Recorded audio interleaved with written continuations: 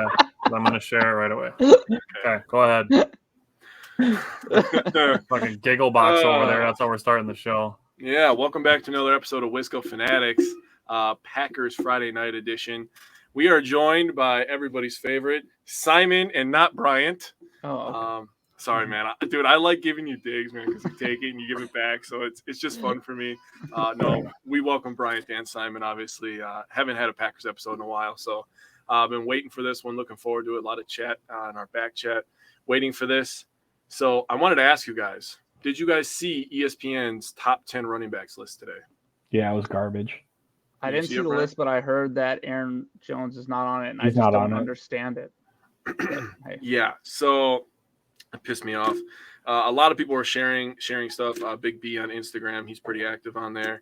And who am I thinking of? Wild Crazy Eye. Who am I thinking of? Can't think of Matt Ramage. That's pretty rude that's your association. Listen, I got a Crazy Eye too, so I feel like Crazy Eyes stick together, so I'm cool with it. He's fine. He makes fun of himself for it all the time. He's a very good sport about it. So, anyways, they shared a stat about Aaron Jones. He's the only player since 2019 to have 4,000 rush yards and 1,500 receiving yards, but he's not a top 10 running back. Did they? My question is, I haven't seen the list. Did they have any incoming rookies ahead of him? No. They didn't have Bijan Robinson. There? No. So I'd be interested who they have. Free agent Dalvin Cook was number 8. Yeah. Okay. Yeah. Ramondre Stevenson was on there. That was surprising to me. What? Over Aaron Jones? Yeah. He was like number 5 or 6. Tony Pollard was number 9. Yep. Oh, what a joke! What a joke! They had Nick Chubb, which yeah, he belongs on there. Derrick Henry, Christian McCaffrey. Yep. I'm trying to think of the list off the top of my head here. I cannot look on my phone. I can tell you right now that Ramondre Stevenson and Pollard should not be over Jones. Who? Mixon. I don't remember. I forget exactly. I do not remember. That's not even a homer take. That's insane that they would put Ramondre Stevenson. Don't get me wrong; it could be very good, and Tony Pollard over Aaron Jones. I just don't understand it. Stevenson's a good power back. He doesn't have to share the backfield with anybody anymore now. Yeah, the thing for Ramondre. But Aaron Jones doesn't Jones, matter. Aaron Jones still produces. He was an honorable mention. Aaron Jones was an honorable mention. Oh, it was Chubb, McCaffrey, Jacobs, Barkley, Henry, Taylor, Kamara, Cook, Pollard, and Eckler. Kamara, I'm not even with Kamara anymore, dude. I'm really not. Yeah, all of them over Aaron Jones is just so disrespectful. Yeah, that's you have to do it consistently for a certain amount of time. It's just like, and that's what Jones has done. Yeah, he's averaging over 4.5, 5 yards per carry. 5 yards a carry his whole career. That's he's like disgusting all time, and that is disgusting for his career. Yikes! I didn't understand. So I saw Jones wasn't on it. I was like, nah, I'm good. Yeah, he's so humble. He's not when I looked at the list, you know what I mean? I was like, wow, dude, that's just wrong in so many ways. So yeah. Anyways, how's life been, Simon? How you doing? Hanging in there. It is what it is. You just remind me of the old dudes at my work in the morning. I'm like, morning, how you doing? They're like, I'm here. Like, all right, that's an answer. I woke up this morning. I'm on this dumb detail where all I do is hold these guys' hands and walk them station to station, and this, it's for this army badge, and you just hold their hand stations. I don't know why they put me on it. It's the least useful thing they could have done with me the last 3 weeks. A bunch of cats, and they need someone with a higher IQ to wrangle them, I guess. So somebody had to do it. They could have given that to the dumbest person on base, and he would have been able to do it. Brian, how's everything with you, man? I hear that you moved recently, so how'd that go?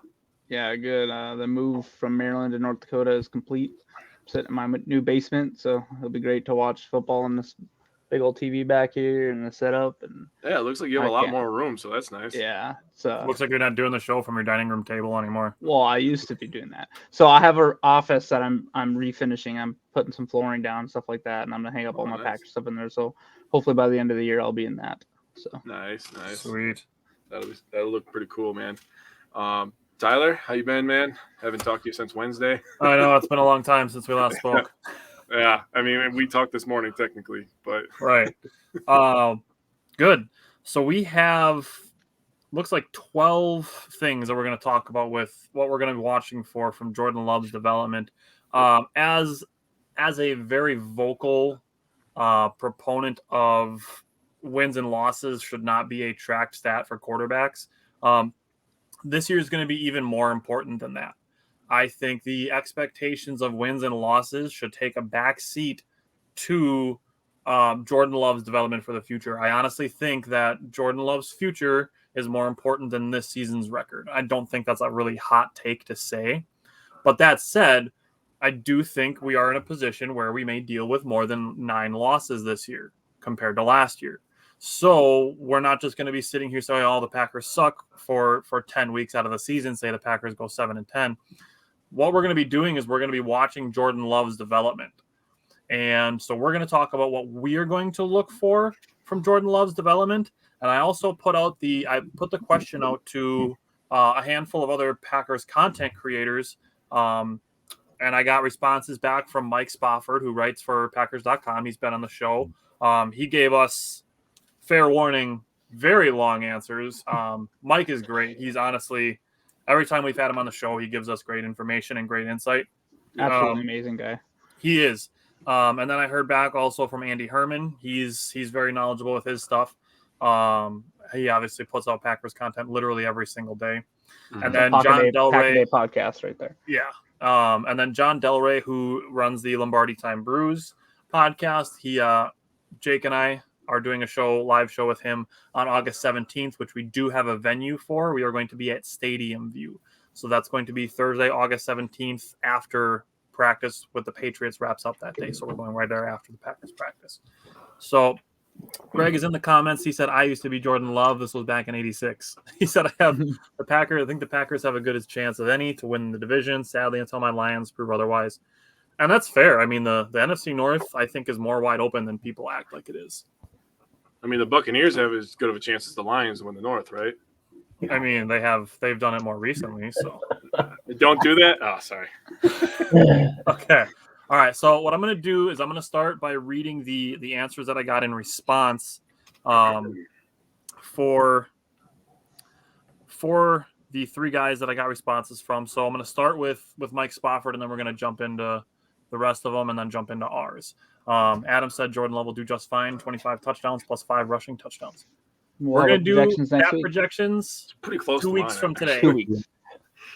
2 weeks from today, we're doing our stat projections. That's gonna be a fun show. It's my favorite episode, that and the review. Ooh, I like it. Okay, so Spofford sent 2 things. He's got a lot of things to go with the 2 aspects, but the first one that Mike Spofford sent in is schematically, is the offense helping him? And this is something I hadn't even considered, so I appreciate this from him. So Mike Spofford said, when the Shanahan, McVay, LaFleur system is clicking, the running game, jet motion, and play action are all helping the quarterback run things smoothly. McVay got to his first Super Bowl with Goff and then Stafford. Shanahan did so with Garoppolo and then might have with Purdy if he'd not gotten injured. Motion helps pre-snap reads. The running game sets up play action, and play action is more effective from under center than shotgun. I suspect we're going to see more motion and less shotgun than we did with Rodgers. Last year, more shotgun was out of necessity due to the cracked thumb, but Rodgers also preferred it overall and was never crazy about the pre-snap motion. Seeing these elements work for the quarterback will help improve his development. In connection to that, here's what I'll be watching for, not so much live, but when I have a chance to review film. First, does the ball come out on time? If the releases are in rhythm, efficiency generally goes up. 2, is he finding open guys or is he trying to hit tight windows? Are there good reasons for the risk? Don't always fall for the replay that shows so-and-so wide open over here or over there. That guy might be the 3rd or 4th read in the progression, and he has no chance to get to him. What matters more are the targets he's throwing to open. If so, he's doing his job, and the offense is working for him. 3rd, are throws accurate both from the pocket and outside the pocket? That'll speak to his footwork and fundamentals. And last but not least, when he checks to a pass and just fires horizontally to an outside wide receiver, does the play have a chance for a good gain, or was it a poor decision/read based on the defense? These are what LaFleur refers to as run solutions, the checks where the backs and the O-line are still executing run, and he's made the decision at the snap to flip the ball outside he said this is what James Lofton likes to call a smoke route, which I think is a cool name for it. That's a little tidbit that he put in there for us. He said if the receivers got nowhere to go, it probably wasn't a good call, but sometimes that guy gets buried because of a missed block by a perimeter companion, which could mean it was a good read/decision, and the result was not on the quarterback.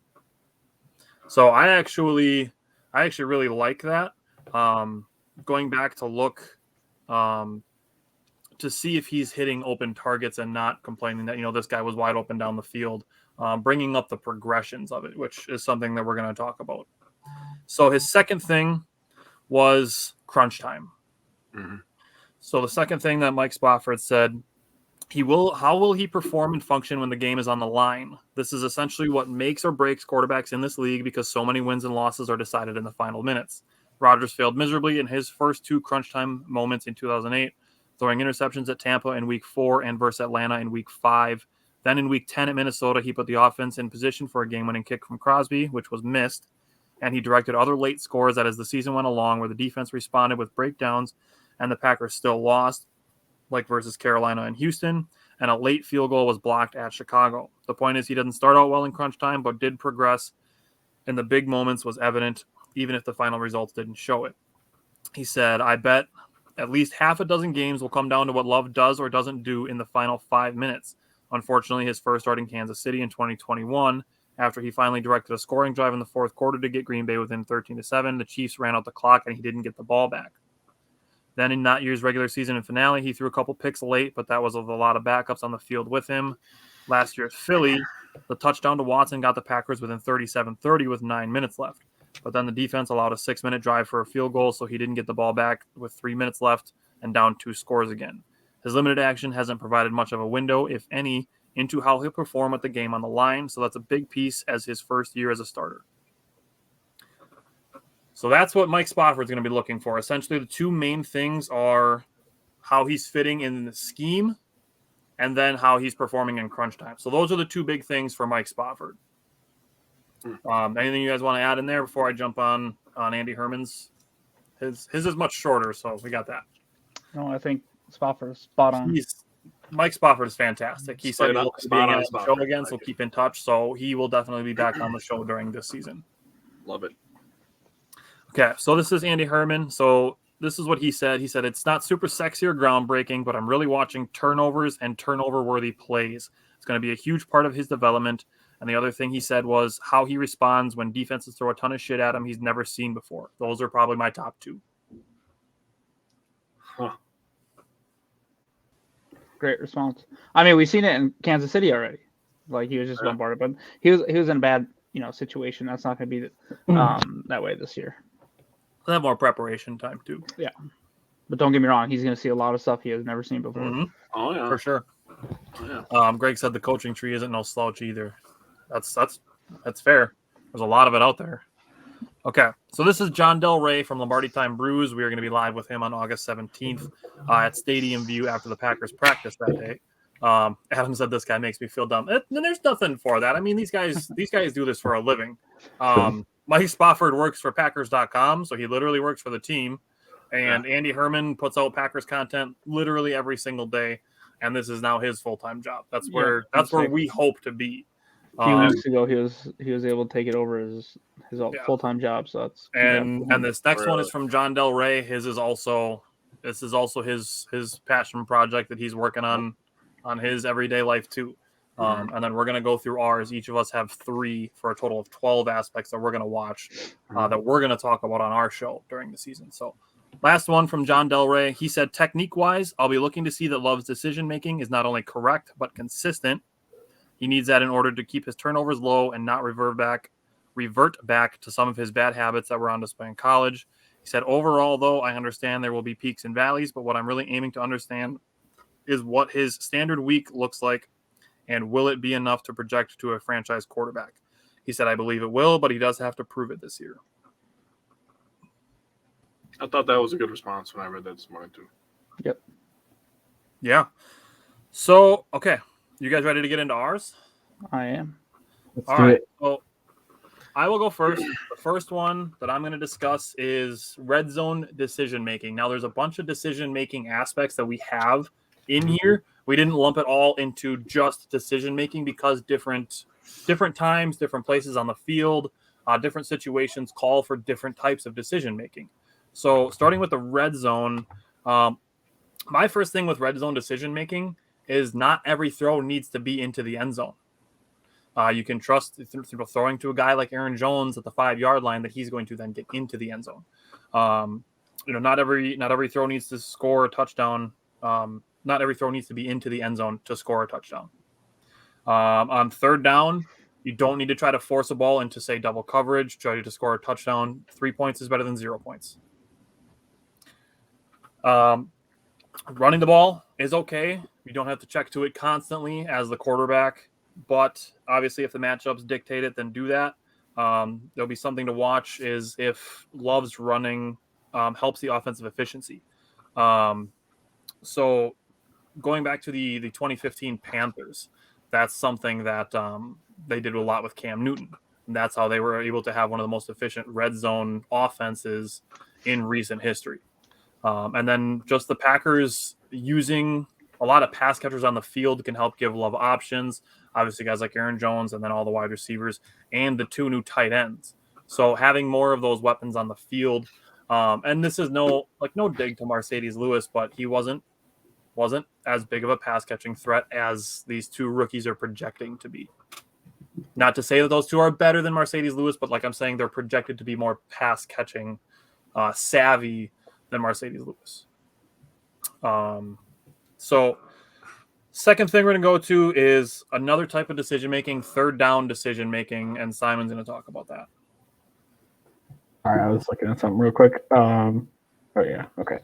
Yeah, Tyler, real quick.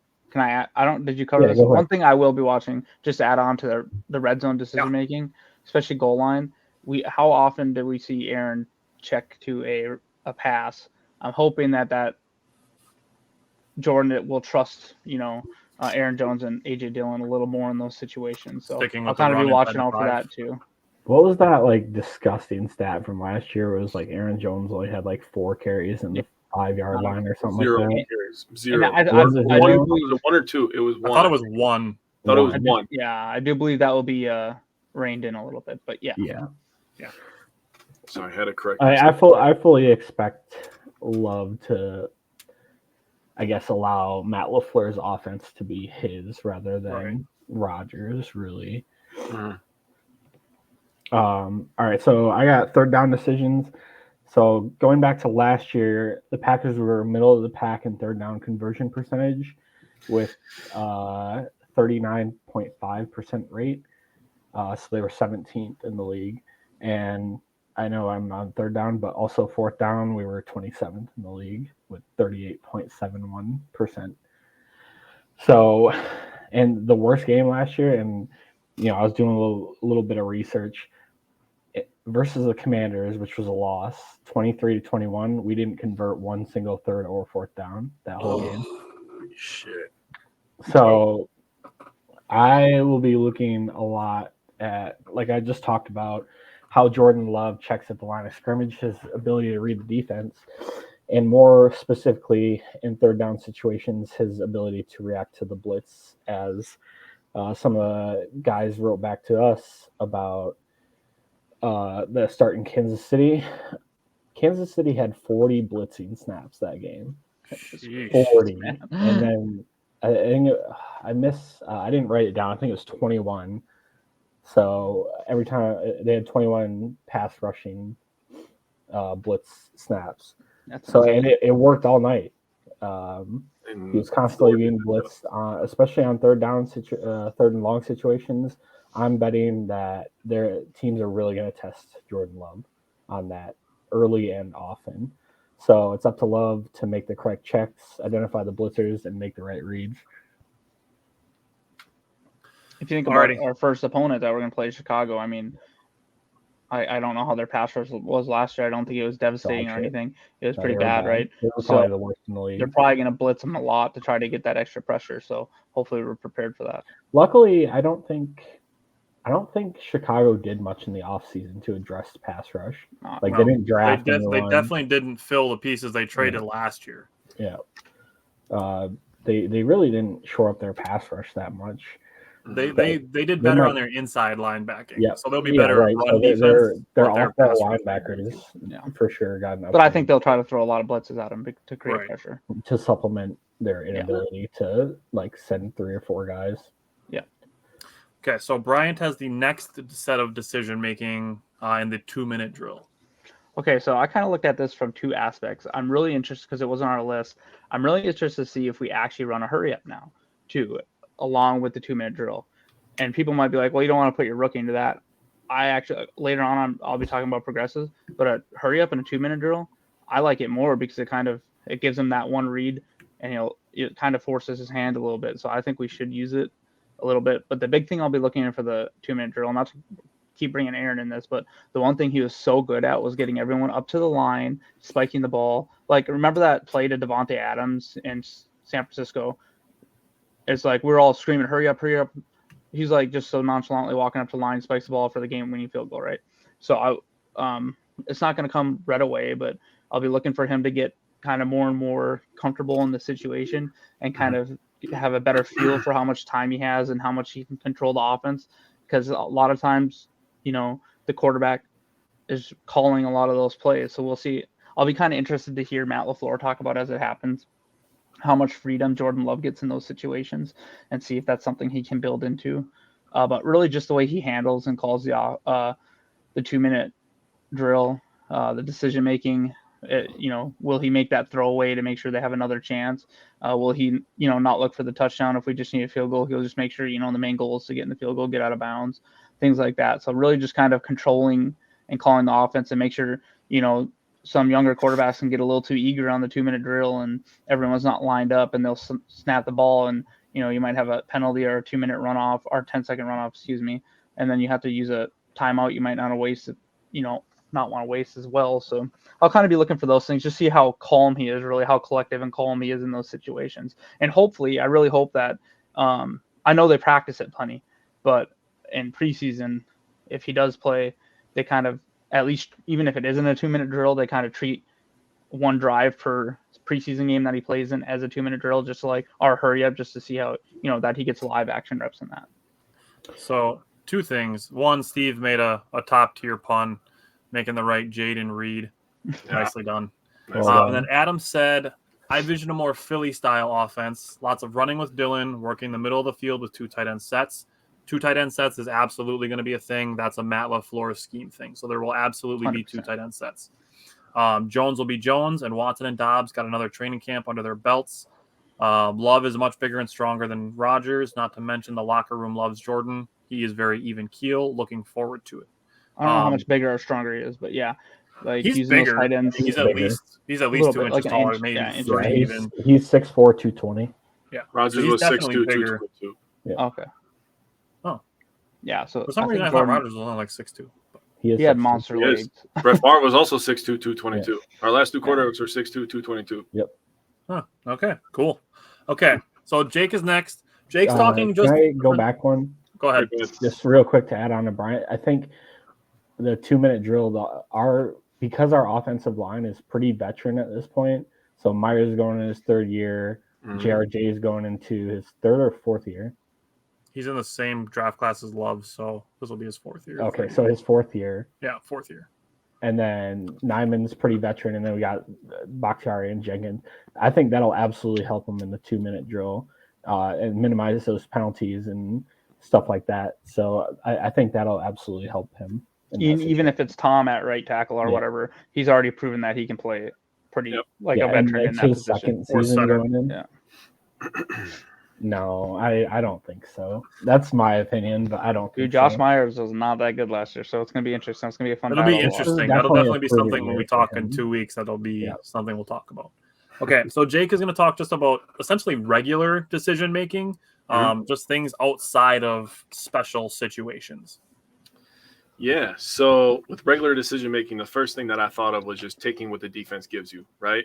You don't always have to force the ball down the field, but you are working that fine line of not just checking down every single play. Sometimes you have to stretch the defense. And this offense this year has a ton of speed. That's what we're all excited about, right? We saw it with Watson. Jaden Reed looks super, super fast. Romeo Dobbs is no slouch. Samori Toure can get down the field. And then obviously the upgrade in the tight end room, right?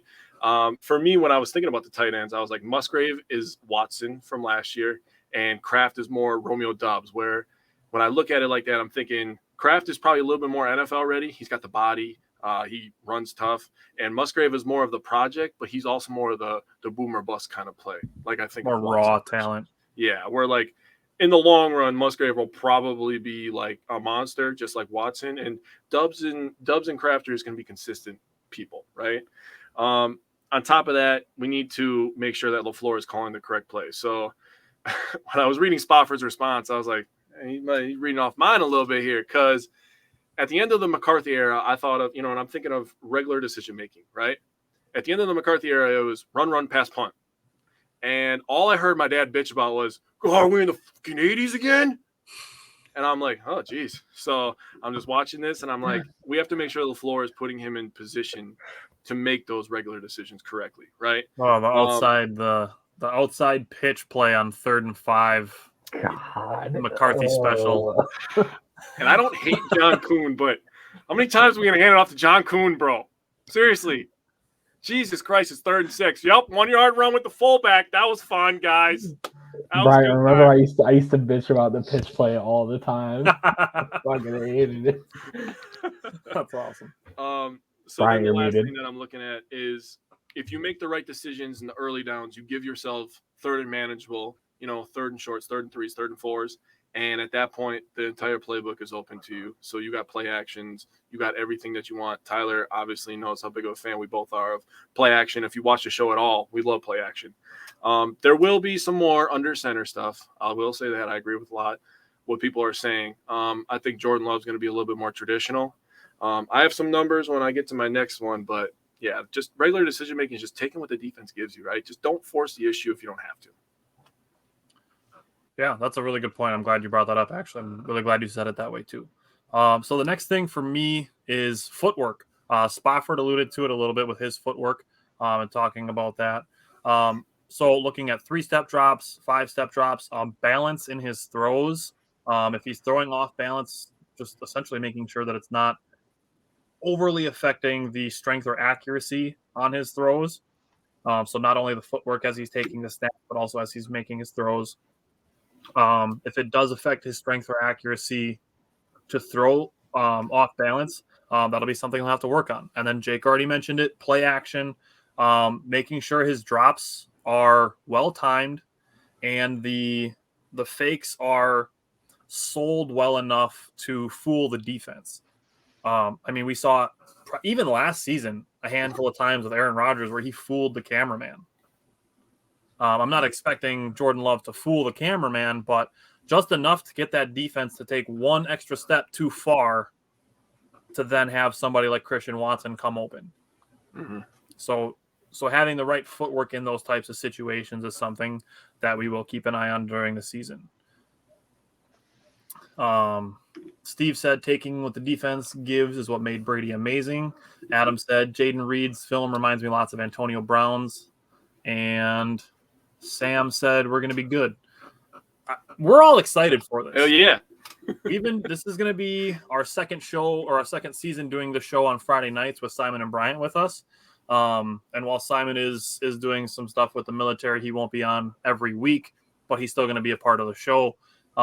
We are very, very excited that in our second season with the 4 of us, that we are going into a huge era change. Yeah. And we're excited for it because it's going to give us an opportunity to potentially flex a little bit of knowledge and, potentially give some insight into the Green Bay Packers a little more than just, we have Aaron Rodgers. We're expecting to be Super Bowl contenders because of that. Mm-hmm. Yeah, it's definitely going to take some people trying to be a little more optimistic because there's going to be a bumps in the road. I almost like towards the end of last year where everyone was like, oh, we're done. Us 4 were sitting there saying every Friday, we're not done until we're done. And look at, we had the last week, all the way up to last week, we had a chance to make the playoffs. Yep. Yeah, we didn't get it done, but hey, it happens, right?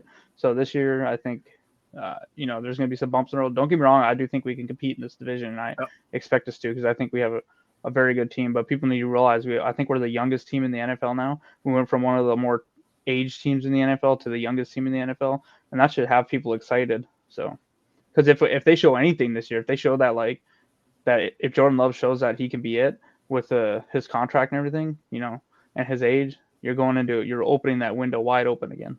He's younger than Hendon Hooker. Yeah. Adam said, I thought Love had pretty good footwork Jr. last season in limited work. You could tell he progressed, and that's what you need to see. And we said that last year, too, even during the preseason, that we can tell that Love is better than when he was drafted. Yeah. Greg said, new venture, the unknown is always exciting. The Packers are a great franchise. Absolutely. Even if things don't go well, you have key pieces in place. And that's the thing. It's all in place, that it's opportunity that these guys can all grow together. Like the Packers offense, the skill players, they're all in their early to mid 20s. And don't forget, it's very high likelihood that we're going to have 2 first-round draft picks again next year. Yeah.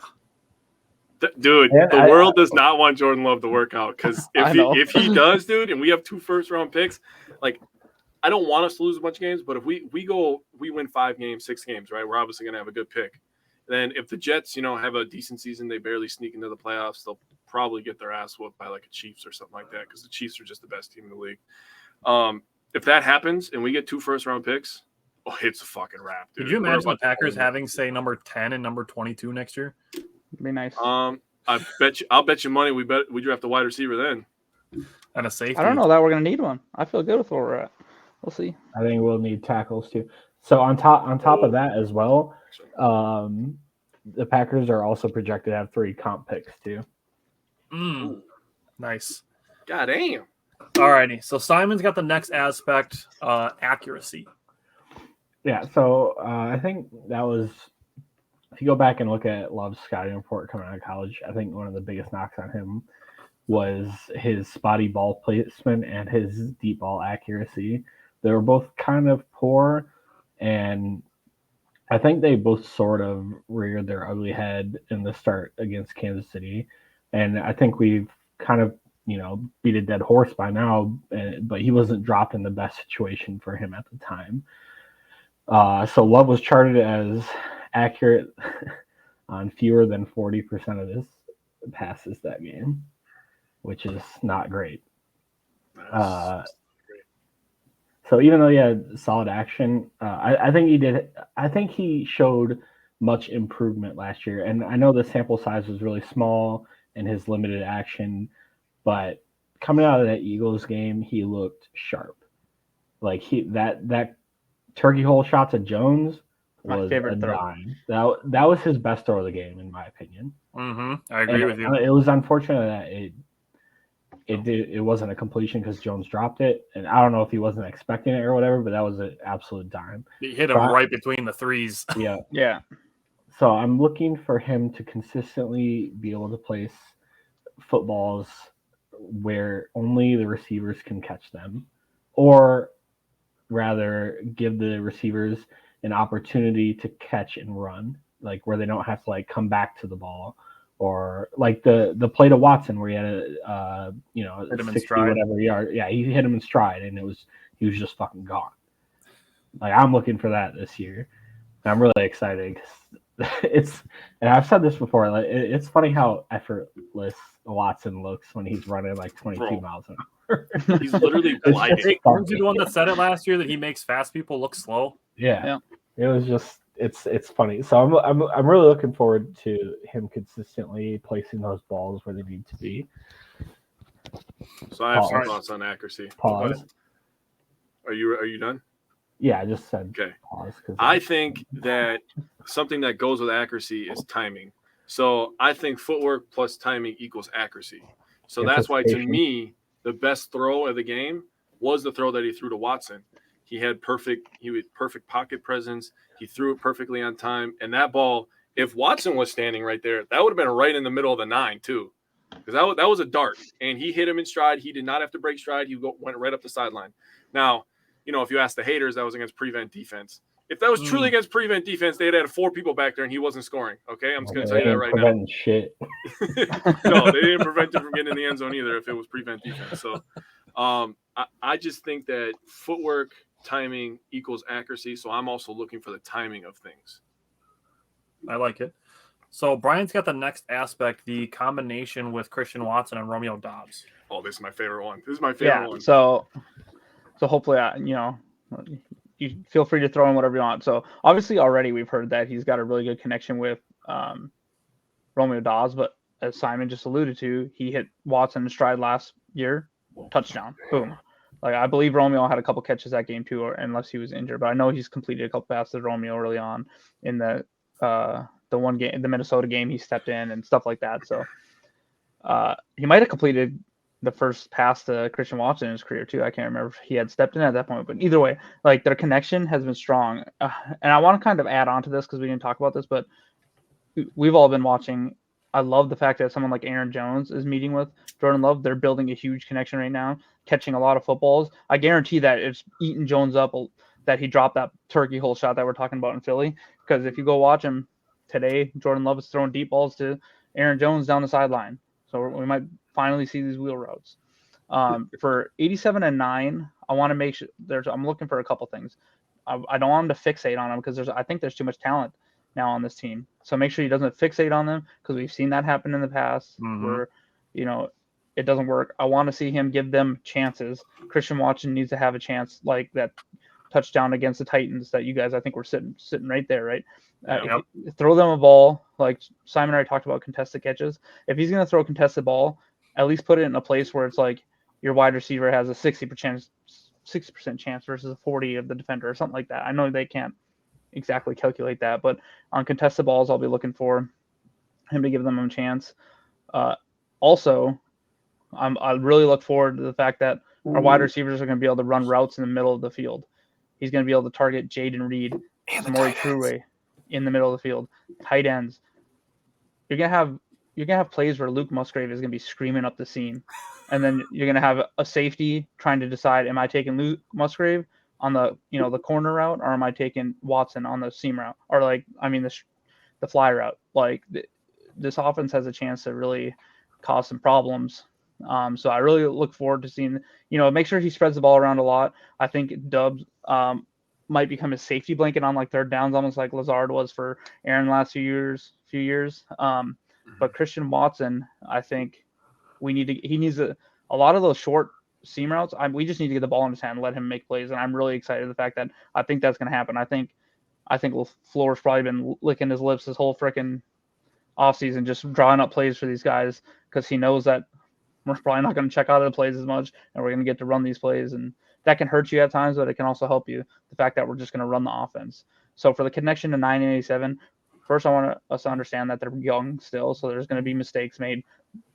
They're not going to have perfectly in sync all the time, but now they're going to have a chance to grow together. They're all young. They're all going to be growing together, and you can include Jaden Reed and everything in that too. So, yeah. I'm glad you brought up Romeo Dobbs being a potential safety blanket for third downs, because when we were doing our draft prep going into last season, Romeo Dobbs, the thing that stood out to me from him at Nevada was Carson Strong was looking for him every single third down. And every time he threw to him on third down, Romeo Dobbs was catching that ball every single time. That stood out to me enough to put in my notes that Romeo Dobbs was a trustworthy third down option. So just I'm glad you brought that up. Yeah, that touchdown against New England he had. I know Jordan didn't throw that ball or anything, but let them try for those connected, those contested catches. You know what I mean? So I really look forward, and just the fact that we're going to actually throw the ball in the middle of the field has me very excited. So Jake's got the next set of decision making, and it's run pass decision making. Yeah, so this boils down to two different things, in my opinion. Obviously, the RPO has become very, very popular over the last few years, right? So I looked up 2016 through 2021 numbers. The RPO was ran 4.7% of the time in 2016. In 2011, it was ran 19.3% of the time. 2021. And then on first down, it was run 6.9% of the time in 2016 and 17.8% of the time. That's out of shotgun. So that's just nuts. So you're going to have to on top of reading the defense when you come up to the line, you're going to have to understand when to hand the ball off, right? When is the right decision to just give the ball and get your 3-4 yards, right?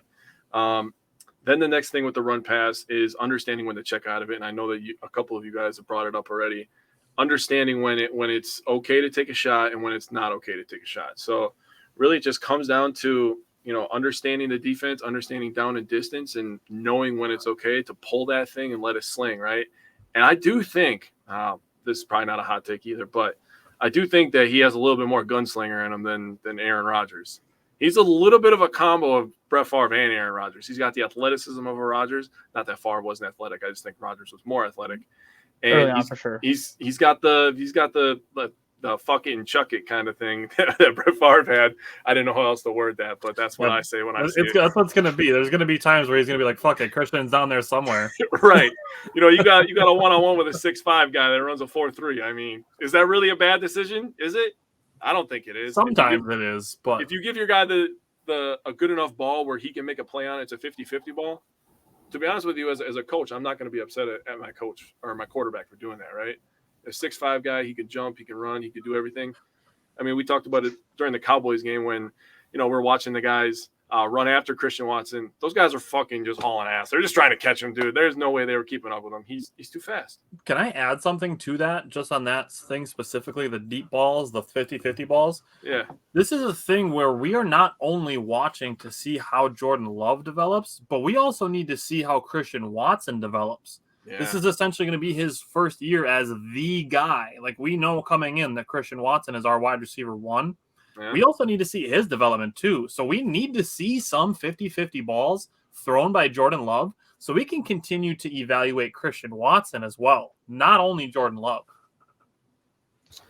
Yeah, that'll definitely be a big thing. I love that Brian brought it up because I was going to bring it up that we're going to need to watch these young guys and they're going to make mistakes too. So I love that you brought that up. Throwing over the middle is definitely going to be exciting. I want Tucker Kraft to catch so many footballs over the middle and just run into people because he's not going to avoid them. It's going to be awesome. All righty. So I have the next one. This is my last one is throwaway decisions. So when to throw the ball away, this is something that we know that Aaron Rodgers had in his game. He did it a lot. Maybe too much at some points. You kind of wanted Rodgers like, hey, just take a shot once in a while. Obviously, there's aspects of protecting the ball, but in my mind, with throwaway decisions, down and distance is going to play a major factor. Throwing in the double coverage on 2nd and 1 versus 4th and 10, that's two very, very different situations. Obviously, on 4th and 10, throwing the ball out of bounds, that doesn't benefit you at all. Obviously, that just gives the ball to the other team, so that's where you might need to throw a 50-50 ball to a Christian Watson, a jump ball, something like that. But essentially, the other thing is with the 2-minute drill is just making the smart choices to conserve time. So as opposed to, trying to reverse your field and run back all the way across the field, across the hash marks to the other side of the field, just throw the ball away, reset, and give yourself the opportunity to call another play, just to catch some rest too. The scramble drill is something that we've seen work, but it doesn't need to be a 15-second play when there's 25 seconds left in a game, just running scramble drill. So, throwing away decisions in the 2-minute drill. And then also a factor in the throwaway decisions is controlling turnovers if the Packers find themselves leading in games. So obviously there's going to be times where if you're trying to win games, you got to try to make plays and you got to throw some questionable passes to try to make plays. If the Packers are up by, say, 10 points and there's 5 minutes left in the game, that's not one of those times. At that point, you throw the ball away and you either punt the ball or you run the ball to start using more clock, whatever it may be, on the next play. But turning the ball over in those situations is the last thing you want to do. So that's another area where I'm going to be looking for those throwaway decisions. I agree. Okay. No, I agree. So next is Simon to talk about turnovers. Yeah. So another big knock against Love coming out of college, especially the last year he played, was the amount of turnovers and turnover-worthy plays he had. Once again, against Kansas City, he was credited with 3 turnover-worthy plays, which could have all been interceptions. I will say, though, Love does a pretty good job of keeping the ball tucked and secure while he's scanning for wide receivers. But decision-making, or he needs to play with better decision-making and better anticipation. So I'm looking forward to him, or looking for him to try and throw the ball away instead of trying to force it into a wide receiver that may or may not be open. And I also think Packer fans should temper their expectations a little bit this year. Now, this is kind of going a little bit off maybe what we want to talk about, but Rodgers was like the king of not turning the ball over. Love is definitely going to have his bumps and bruises, especially in his first year starting as a full-time starter. I wouldn't expect him to throw, 25 touchdowns and 4 interceptions. I think that'd be otherworldly. But I'm looking for better decision making and maybe not trying to always throw into double coverage, Brett Favre-esque. I think coverage. I think a 2-to-1 ratio would be very good first year for him. Yeah, I agree. I'd take that. I would take that. So what I want to say with turnovers is I also am going to be very interested in how he responds to turnovers. If he's, if I don't want him to have a timidity to him after turnovers, like I don't want him to play hesitant just because he made a turnover. I would really much rather see, a cognitive adjustment than, to like put his head down, something like that. So the response to the turnovers is going to be a big thing for me. Steve said, I once read a comment that Love would have an easier time as a pro than at Utah State because his weapons were so poor and every throwing window was tiny. That's possible. I think honestly stand and watch enough Utah State games to say whether I believe that or not, but it's possible. I feel like there is obviously there is some I can't think of words right now. Part of the reason why validity to him having that regression of his last season. I mean, they lost 9 guys on offense, a bunch of coaching staff. I mean, turnover on the coaching staff matters at how their QB plays as well. I think he has 10 new starters. Actually, I think he was the only. He was like the only guy coming back. So I mean, take that for what it is. I mean, he still had his faults, of course, but right. Yeah, and that's the thing is like just bringing the fact that Steve brought that up. He's not saying that that's the only reason that Love had 18 turnovers his final year of college. Of course not. That's not what we say when we're talking about these things either.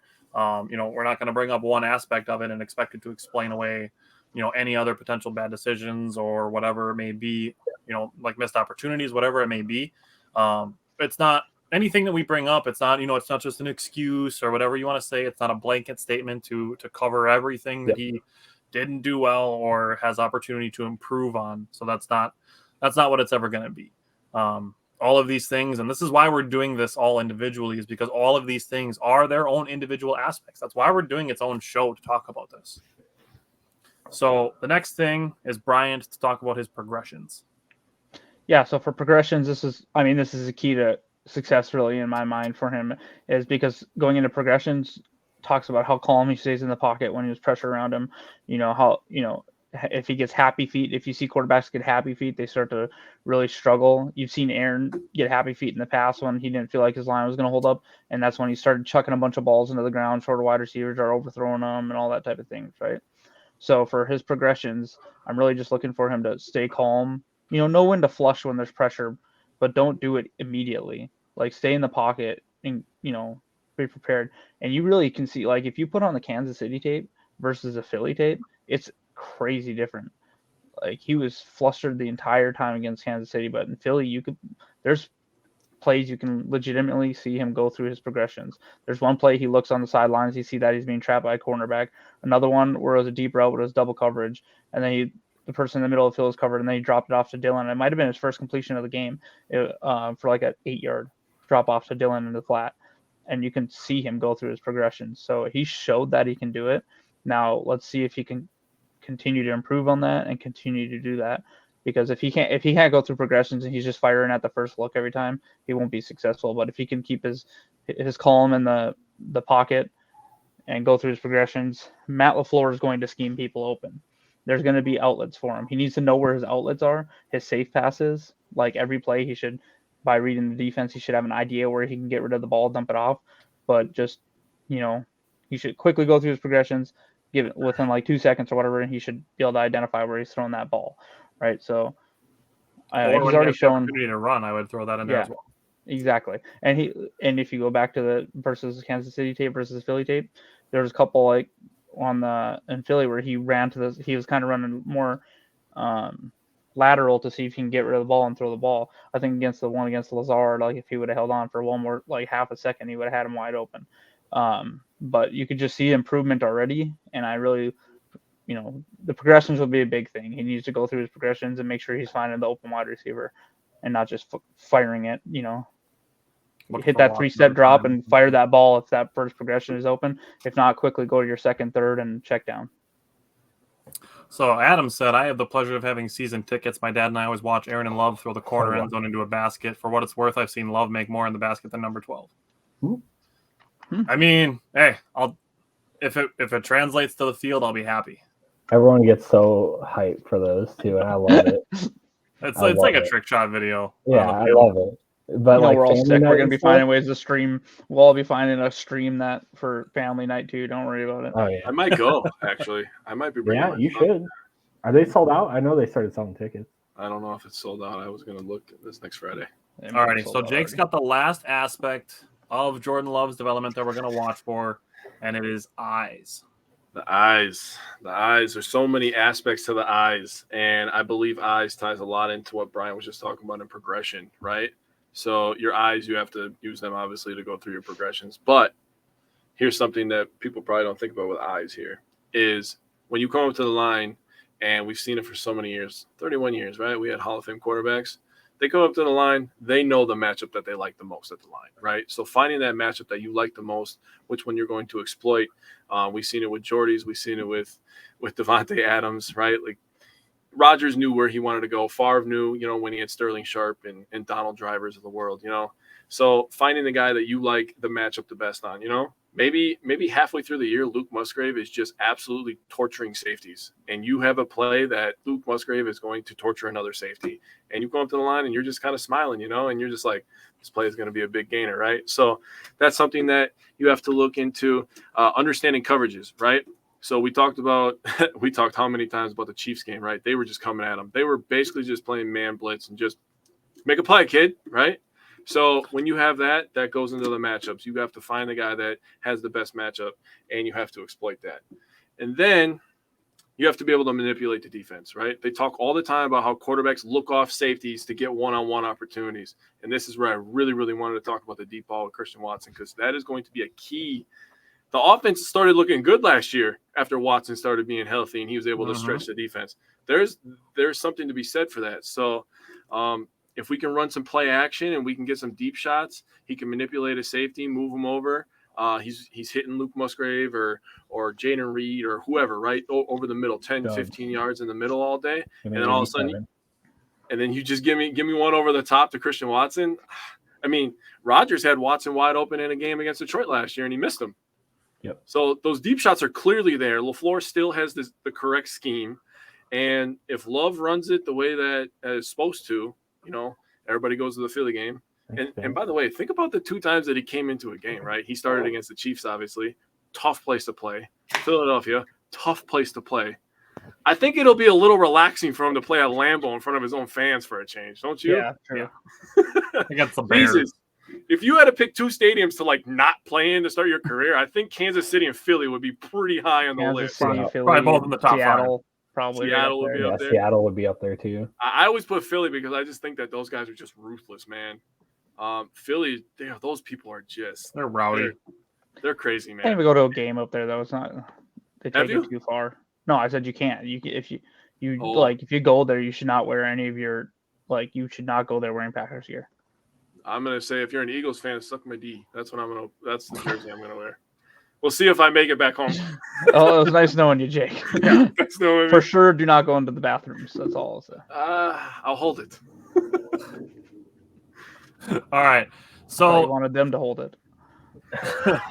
does anybody else have anything else they want to say on Jordan Love's development? I mean, all of these things, these 12 things that we brought up, in addition to everything that Mike Spofford and Andy Herman and John from Lombardi Time Brews had to contribute, which we appreciate them taking the time to do.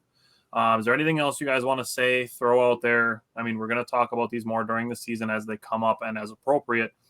But is there anything else you guys want to throw out there before we switch to the fun part? Yeah. Go ahead, Simon. Oh, so I just got one last thing that, and maybe this might not be the year to look at it, depending on your expectations. But I think pocket manipulation. I mean, Roger was so good at it, and I would love to see.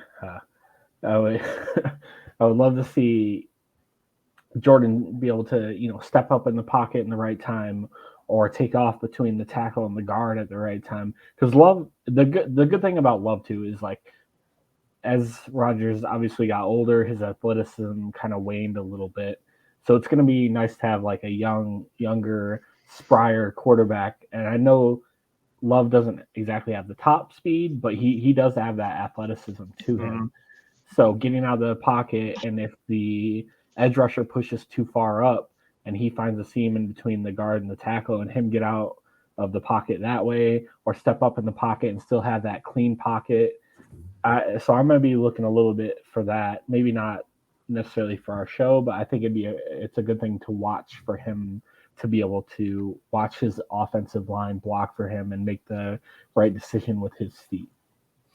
I mean, Josh Allen is a similar size guy that's not overly speedy, but he does have the athleticism. So, I mean, there's a similar body type out there who does it well. Josh Allen also just runs motherfuckers over too. So. I don't want Jordan. I love me some Josh Allen. I do. So I just wanted to reiterate, like, for everyone, because you know how fans are, they're gonna lose their mind when the mistakes are made.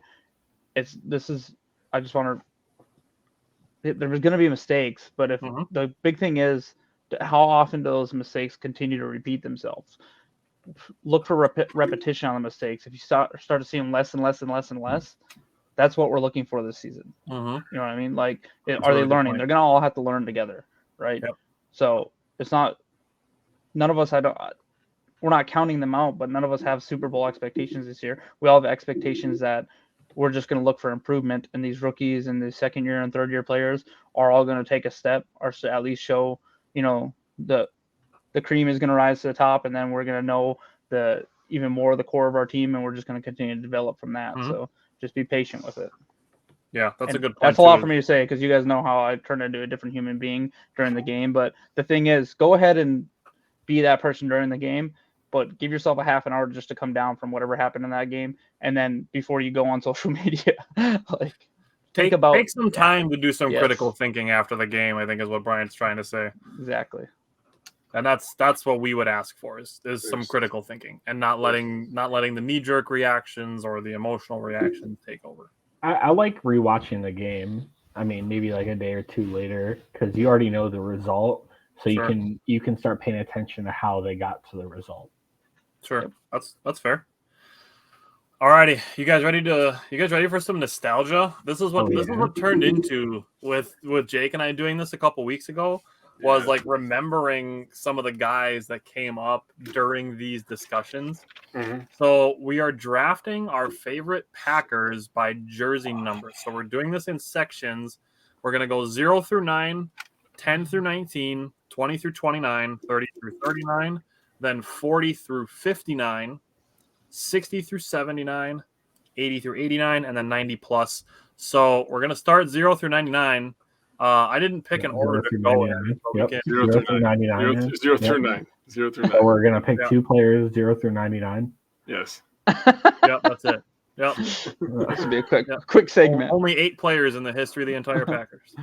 I didn't pick an order to go from, like who's going to go first, second, third, fourth, but Okay, you guys so want to go in just order snake of you guys down. can do whatever you want. I get the 60 through 79 part. Why? You know why? No, I want them. All right, you guys want to just do it that way? Just go by the camera pictures. Yeah, and then I will snake just- it back. We'll keep rotating. Cody said, "Pardon the interruption. Burns finished the game with 13 strikeouts, 2 hits, and 0 earned runs in 6 innings." Yeah, that was just relax. Oh, We have 13 what a strikeouts monster in game. 6 innings. Okay, 13 hold on. strikeouts. You guys should trade him. Tyler. Yeah, we should. Do you remember that chick that said we should walk Joey Votto? He's had 0 hits, 0 times on base since she said walk him. Ooh. Dumbass. That's awesome. All right, Is that on Twitter? It's a long story. Oh, okay. Okay. All right, so 0 through 9. I'm gonna go first on this one. This is actually a really stacked group, so I actually kind of There's some. I don't want to go so far as to say that I regret going first, but number 1, I'm gonna go with number 1, the man who the stadium is named after. I'm gonna go with Curly Lambeau. Yeah. Awesome pick. How can you there's not? Yeah, I would have also taken him first. Yeah. All right, Jake, go ahead. Well, I gotta take my birthday buddy. The most points in Packers history, Mason Crosby. That's good. That's a good one. All right, Bryant, number 3.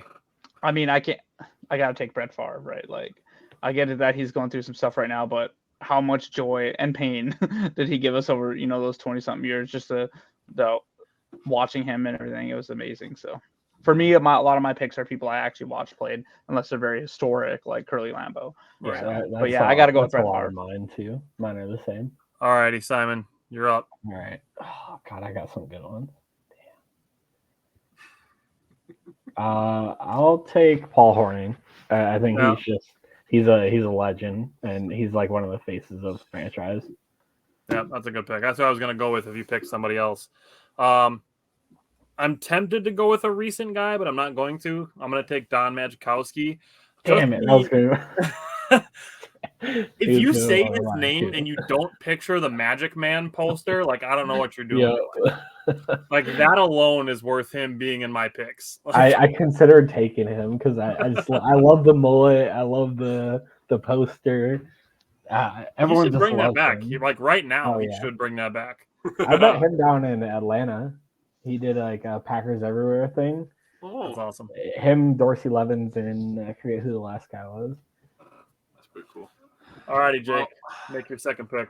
These guys are taking all the guys off the board here. I'm going to go with 2 kickers, I guess. I'll go Ryan Longwell. Oh, another kicker. All right. This might be early on. I think I'm next, right? Yep, you're next. This might be early on, but Christian Watson. He was in contention for my pick. I won't lie. Like, just watching him play last year, and he's from North Dakota. He played at North Dakota State. So even though I hate North Dakota State University, but he's just such a fun player to watch already, and I'm very excited to see what he can do. I don't hate it. Greg, no, I don't think anybody's picking Tony Mandarich. The funny thing is, I put him on my list as a joke. Oh, God. Now I know why you wanted to go first for 60 through 79. Yeah. Trying to pick number 77. Yep. All righty, Simon, wrap up 0 through 9. I'm picking Quay Walker. Quay Walker. I love that people are just like shitting on him this offseason for the way last season ended. And I have really high hopes for him. So I'm hoping he can take a step forward and correct his, I guess, disciplinary issues, and then also just like make better decisions on the field. So I'm really high on Quay Walker this year.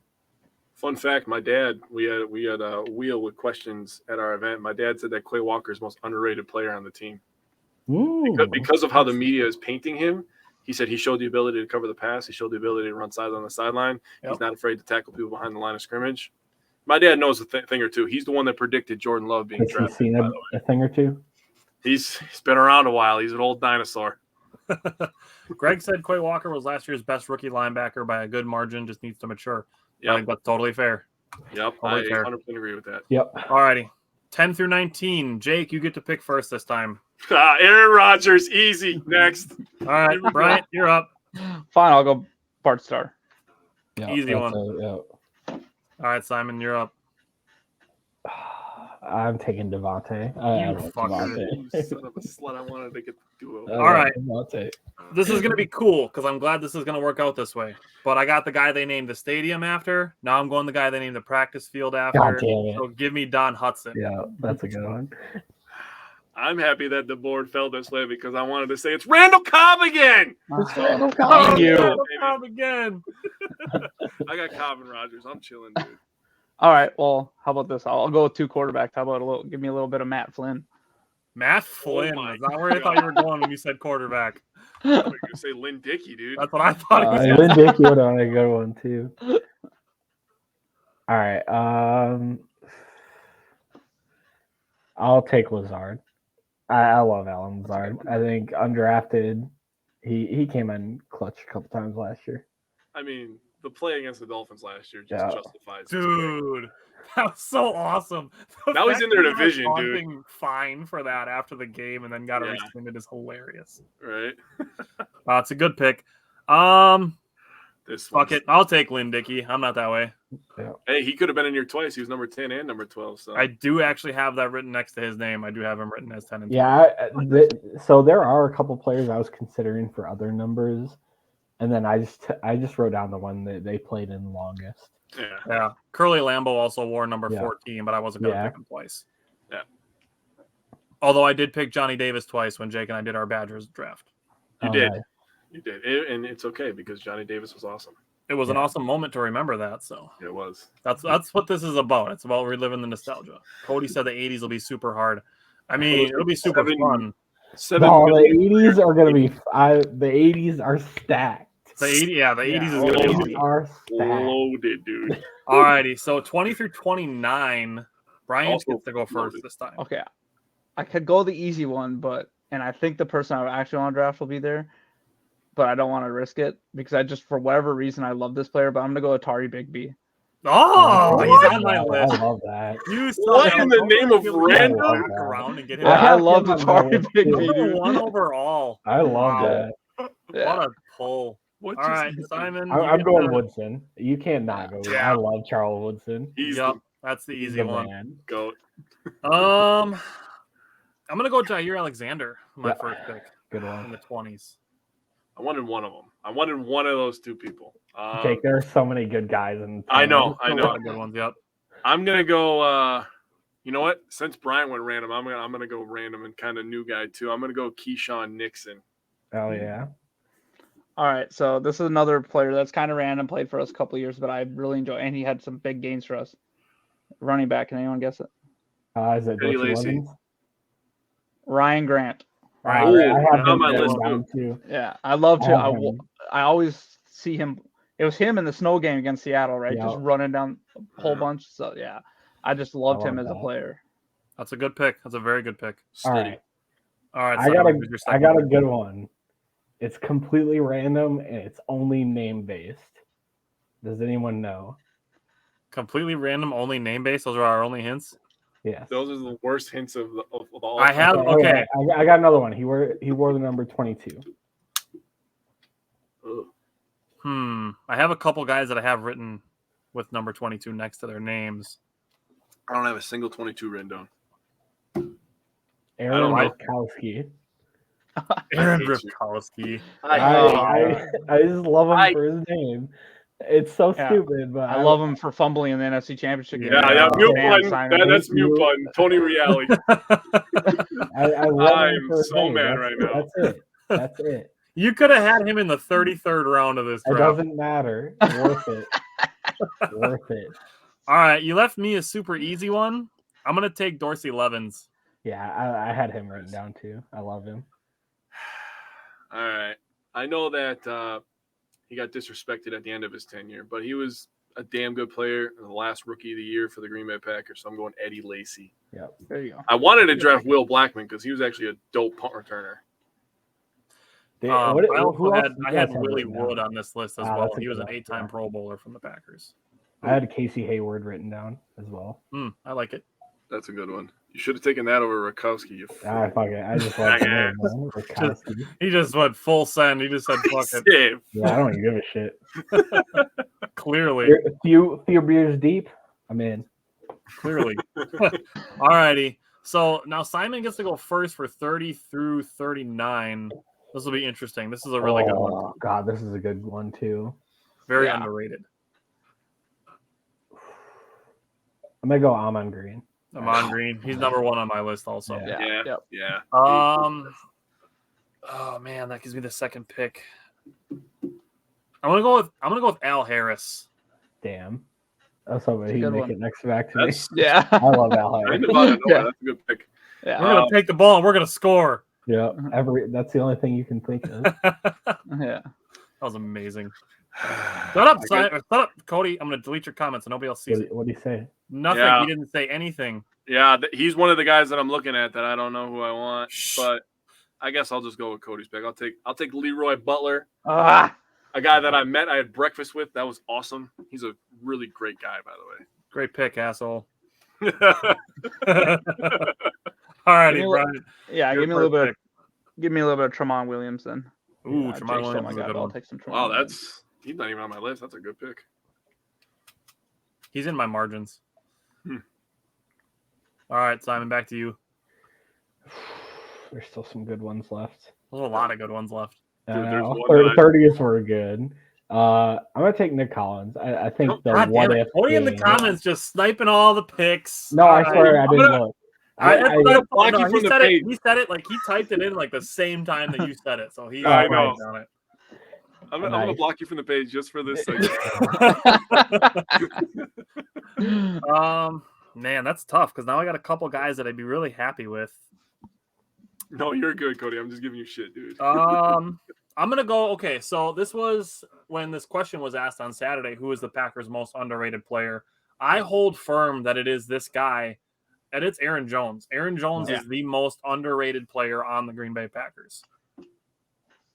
Right, Cody, just put yourself on like a 10-second delay. It's crazy because he's easily, I guess, like a top 5 player on the Packers. Oh, easily. I mean, he doesn't get the NFL recognition, but fans give him the recognition. Yeah, I agree. So this one is all based off of Simon taking a fullback. I'm going to take William Henderson, so I can pull out Tremont Green. I like it.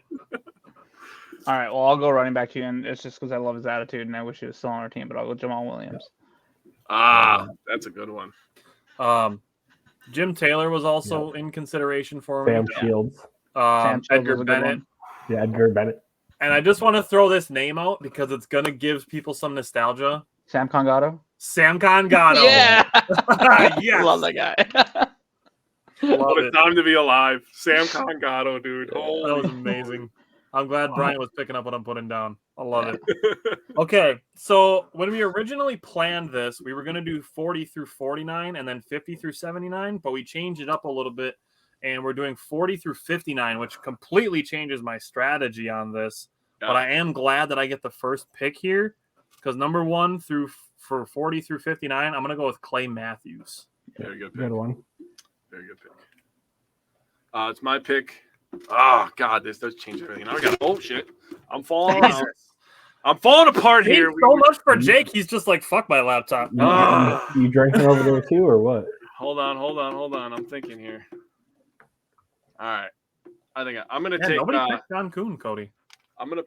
That was a good one, too. I'm going to take Nick Barnett. Damn it. It's a good pick. Yeah, that is a good pick. Does that mean alrighty, Brian? Okay, so there's a lot that I like here. Yeah. You said Nick Barnett. I'll take Morgan Burnett. That's a very underrated one. I have him as well. All right, Simon, who's your first one?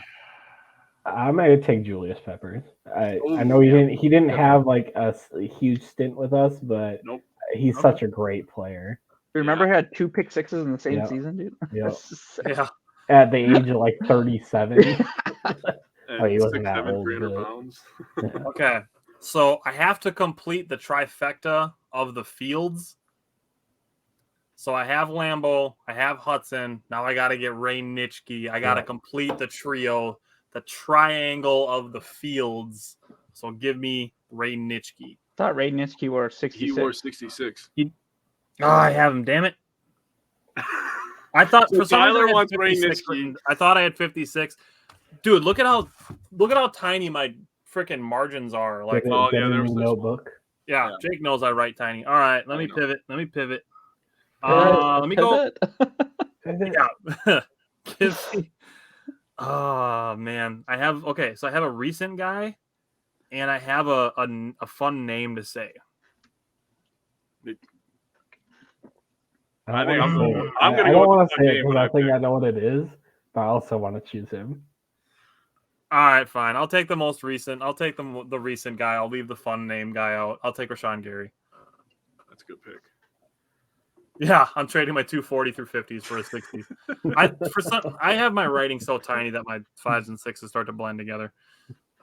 Okay, so I'm gonna try to be nice to Simon. Hopefully he says the guy, and I don't regret this. But I'll take James Starks right now. Oh, you! God, that was my next pick. Oh, sorry, man. Oh my God, I was trying to be nice to Simon. I had him, I had him written down too, but that Yeah. was Yeah, I just got him love the written down Super as Bowl well. run with him, like 400 something yards that playoff run. Yeah, he was going nuts. Okay, so this is a guy that I like more so for what he has done after football, and that'll be Larry McCarron. Larry McCarron. Because I love his rock report and everything like that. So yeah, I'll go with Larry McCarron. Solid. So I don't know if this is who you guys are thinking of now that you're getting fucking excited. I'll take Niall Diggs. Oh, that wasn't it, but that's a freaking good one, dude. I like have him written down. I liked him a lot. The fun name that I had to say was Brady Papinga. Oh, that's a good one. Good. That's a good one too.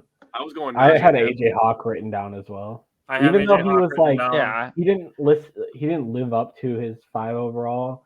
I think he had a solid, very solid and player. He's a cool dude too. And I like what he's doing afterwards, kind of like Larry McCarron. I agree with that as well. So nobody had Mike Flanagan. No, I didn't. Cody Clay Matthews was my first pick. I had the first pick in this set, so I took Clay Matthews first. I also wrote down Frank Winters, number 52. Okay, all right, go ahead and 79. Go ahead. Jake gets the pick first. Yeah, go ahead. I won't take him. I'll be nice. I'll Come see. on, man. I'll see if Brian. Oh, I'm 100% taking him if you don't. Okay, fine. I'm taking David Bakhtiari. Big 69. How can you not? Right. Yeah. I actually like this group a lot too. Yeah. So, I was gonna be mean right here, but I'm not going to. Just be funny. Go ahead and give me Aaron Catman. Ah, you suck. I was hoping he he's was going on to my the list radar. too. That's a good one. I'll take Jerry Kramer. That's a very good one. Okay, now I'm going to take him. Now I'm going to take Ray Nitschke. Now I'm going to take Ray Nitschke and complete my field triangle. There you go. All right. Cody's got 2 for the next round. All right. I have 2 guys, and I love both of them. I don't know who to take. I'm going to go Mike Daniels. I love Mike Daniels. I love Big Mike, dude. I have him on Xbox as a friend, dude. That's awesome. I'll go ahead and take Brian Bulaga, Iowa.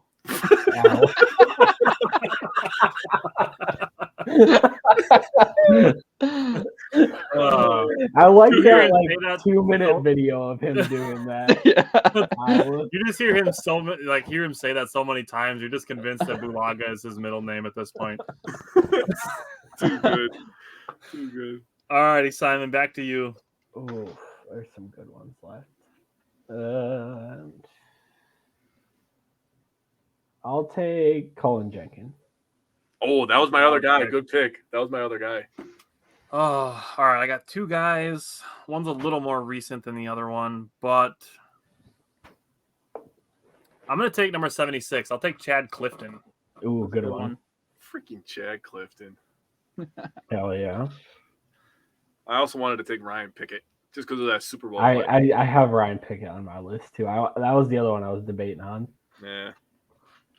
Oh, now this is the best group. And Brian gets to go first. What the hell is happening around here? I mean, there's a lot of players I love. Obviously it's wide receivers, right? You love all the wide receivers that are making big plays. There's a huge amount of players here, but one of my favorite most consistent players was always Donald Driver. So I'll go ahead and take Donald Driver. I just loved him. So there's literally no wrong answers in this. I cannot be more happy that he won a Super Bowl as last season. Like, yeah, second last.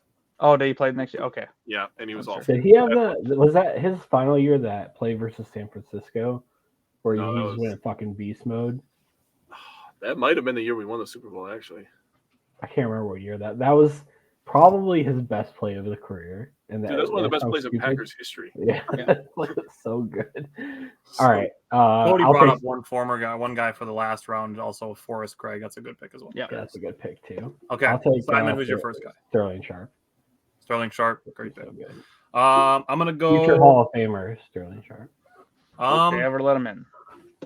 I'm gonna go Jordy Nelson, and then I will be right back. I hate you. He's a semifinalist this year. He is. Is he? Time. Hopefully they finally let him in. Him and who's the old coach? Holmgren.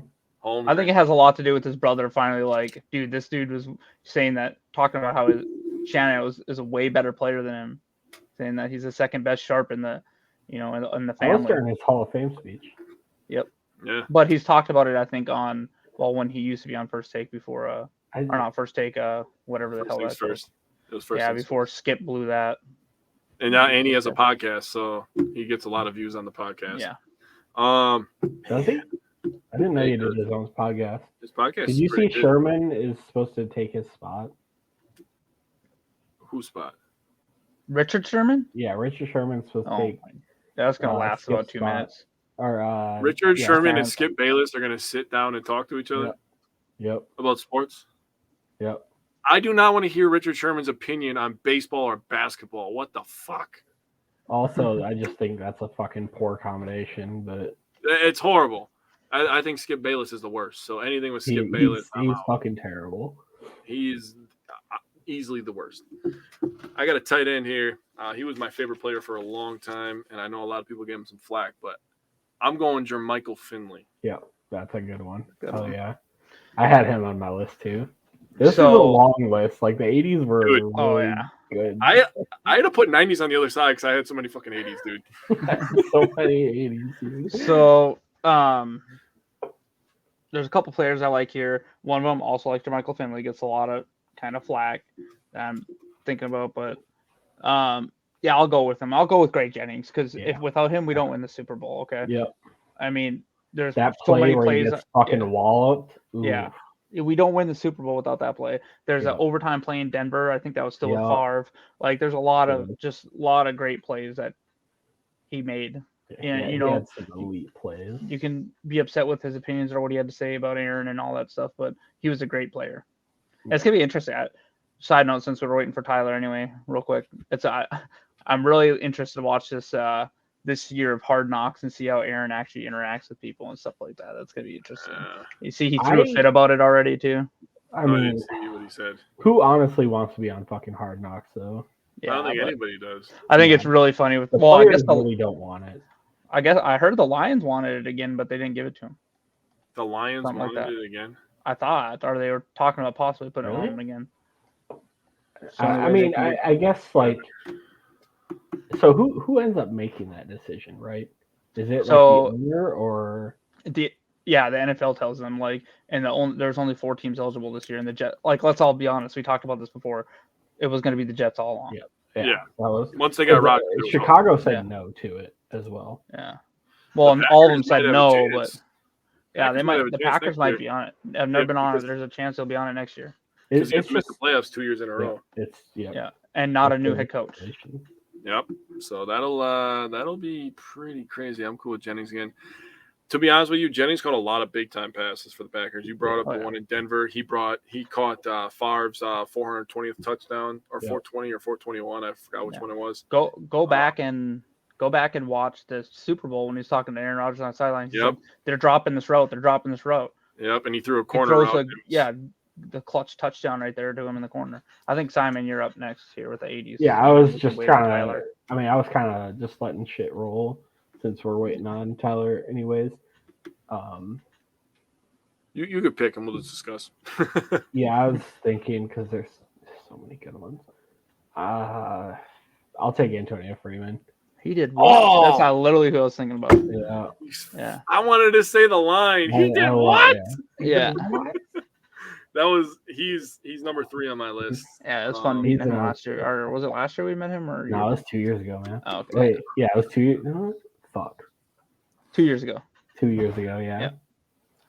All right. Perfect timing. Right. So Tyler, to catch you up, I took Jermichael Finley. Bryant took Greg Jennings, and then we had Antonio Freeman drafted by Simon. So you're telling me that James Lofton is still available? I had him. I was considering it. Yeah. All right, I'll take James Lofton. You have to go back in the record books, but he's one of the best wide receivers in NFL history. Yeah, what he did in that era is insane. Yeah. I have 3 people. One of them is not considered really a wide receiver. All right.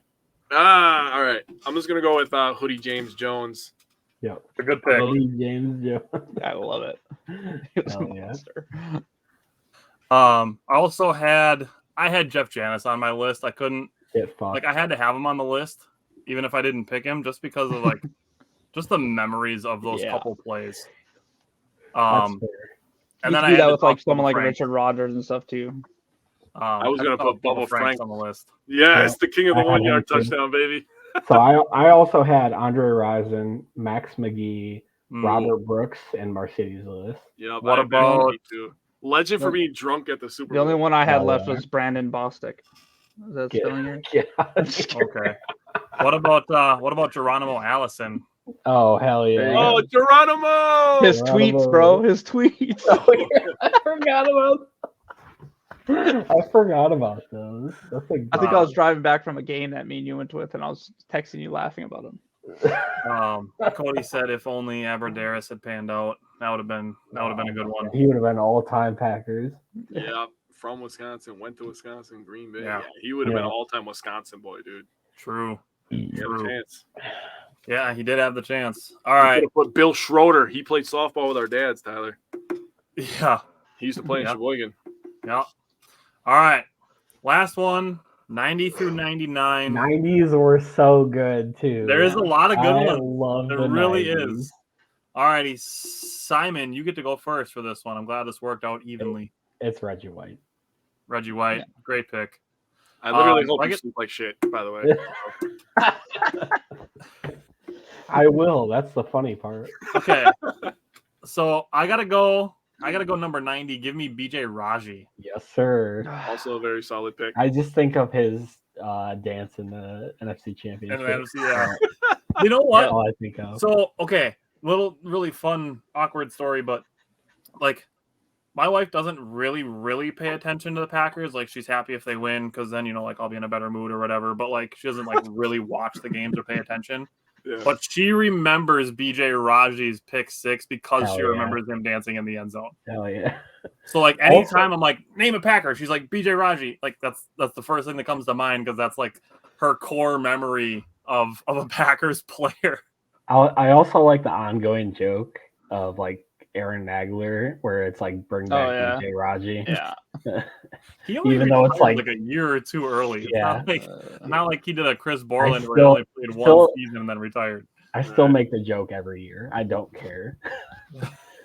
I thought he retired quite a bit. Bring back 36-year-old Clay Matthews last year. Oh yeah.